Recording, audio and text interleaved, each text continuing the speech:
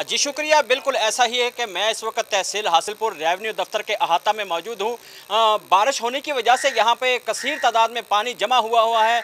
कई रोज़ से पानी खड़ा है। आने वाले साइलिन को शदीद किस्म की मुश्किलात का सामना करना पड़ रहा है। इसके साथ साथ मैं आपको एक और बात की वजाहत करता चलूँ कि मेरे दाएँ हाथ पर लैंड रिकॉर्ड अराजी सेंटर का दफ्तर है, मेरी बैक साइड पर जुडिशल बैरक है और मेरे बाएँ हाथ पर रजिस्ट्री क्लर्क रजिस्ट्री ब्रांच का ऑफिस है, जहां पर आने वाले साइलिन को शदीद किस्म की मुश्किलात का सामना करना पड़ रहा है। इस वक्त हमारे साथ एक साइल मौजूद हैं, हम उनसे जानते हैं कि उनका इस हवाले से क्या कहना है। जी क्या कहेंगे, पानी खड़ा है, दूर दराज से आए हैं, क्या कहेंगे?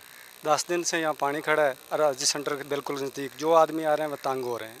इधर रेवन्यू बोर्ड का दफ्तर है, यहाँ भी तंग हो रहे हैं। ये हुकूमत से अपील है कि इस पानी को निकाला जाए। जी नाज़रीन, जैसा कि हमने एक साहिल का मौक़िफ़ जाना, उनका यही मुतालबा है मकामी इंतज़ामिया से कि जल्द अज जल्द इस पानी की निकासी का कोई इंतज़ाम किया जाए।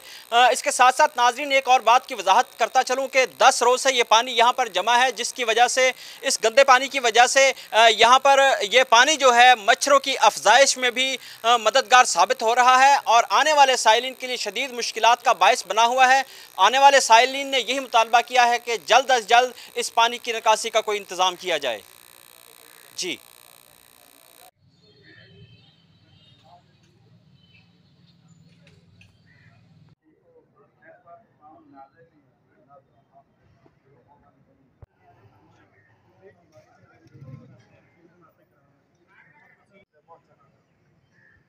पहले गिरदावर जो शहर में मैं करवाना चाहता हूं वो इधर रजिस्टर